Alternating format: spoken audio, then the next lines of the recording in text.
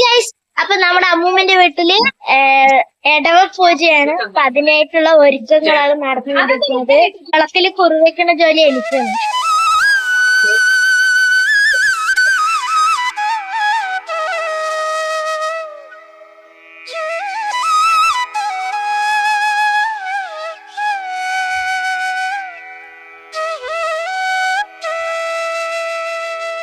ഇടവ മാസത്തിലെ കോഴിയർത്ത് പൂജ എന്ന് പറയുന്നത് നാട്ടിൻപുറങ്ങളിലൊക്കെ ഒരു പ്രത്യേകതയാണ് കേട്ടോ.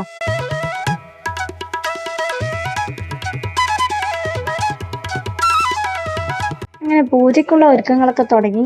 ഇലയൊക്കെ ക്ലീൻ ചെയ്യാണ്.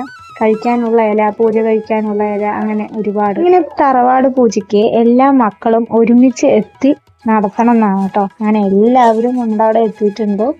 അങ്ങനെ ചോറൊക്കെ ആയി. ഇനി പൂജയ്ക്ക് വെയിറ്റിംഗ് ആണ്. നമ്മുടെ പിള്ളേർ എന്താ നോക്കിക്കൊണ്ടിരിക്കുന്നതെന്ന് പറഞ്ഞാൽ കോഴിനെ കെട്ടിയിട്ടുണ്ട് താഴെ, അതാണ് നോക്കിക്കൊണ്ടിരിക്കുന്നത്.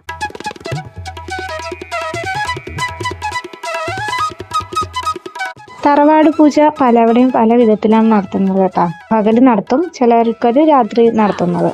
അപ്പം നമ്മളുടെ അവിടെ പൂജ വൈകുന്നേരമാണ്. വൈകുന്നേരം എന്ന് പറയുമ്പോൾ പൂജയൊക്കെ കഴിഞ്ഞ് ചോറിന് സമയമാവുന്നത് രാത്രി 1 മണിയൊക്കെ ആവും.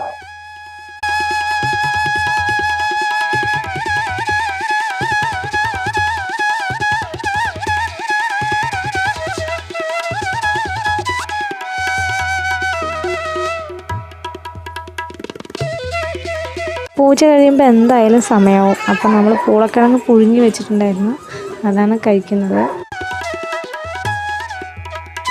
6 ദൈവങ്ങളെ മനസ്സിൽ സങ്കല്പിച്ച് വിളക്ക് കൊളുത്തി പൂജ ചെയ്യാൻ കേട്ടോ. പായസം വെച്ച് പൂജ കഴിച്ച് കഴിയാൻ തന്നെ 9:30 ആയിട്ടാ. ഇപ്പം തന്നെ കുട്ടികൾക്ക് വിശക്കാൻ തുടങ്ങിയിട്ടുണ്ട്. ഇനി രണ്ടാമത്തെ പൂജ കഴിയുമ്പോഴാണ് സമയം ഒരുപാടാവുന്നത്.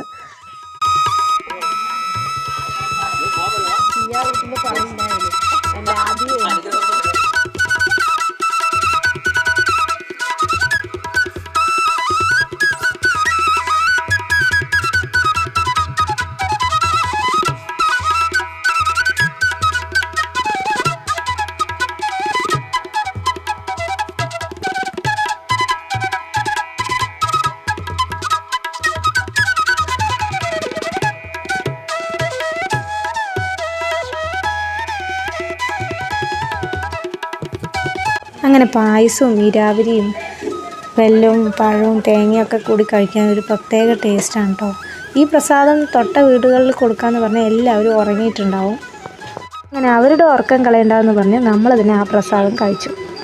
അങ്ങനെ ഉറക്കം വരാൻ തുടങ്ങിയിട്ടാ. സമയം 12 മണി, പൂജയ്ക്കുള്ള ടൈമായി. പൂജ കഴിക്കുന്നതും പൂവിടുന്നതും എല്ലാം മുകളിൽ ഒരാൾ കാണുന്നുണ്ടായിരുന്നു എന്ന പോലെ നമ്മുടെ പ്രവാസിയായ എൻ്റെ ബ്രദർ എല്ലാം കാണുന്നുണ്ടായിരുന്നു. അവൻ ഇതെല്ലാം മിസ് ചെയ്യുന്നുണ്ടാവും. അപ്പോൾ ഇത്രയേ ഉള്ളൂ നമ്മുടെ വീഡിയോ. ഇഷ്ടപ്പെടുകയാണെങ്കിൽ ലൈക്ക് ചെയ്യുക, ഷെയർ ചെയ്യുക, സബ്സ്ക്രൈബ് ചെയ്യുക. Thank you.